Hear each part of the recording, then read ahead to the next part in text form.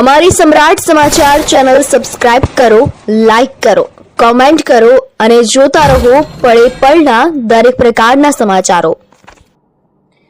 Talaja Mahuva highway પર eco car પલટી ખાઈ જતા અકસ્માત સર્જાયો। ભાવનગર જિલ્લાના તળાજાથી મહુવા જતા સોમનાથ નેશનલ હાઈવે પર એક ઇકો કાર પલટી ખાઈ જતા અકસ્માત સર્જાયો હતો।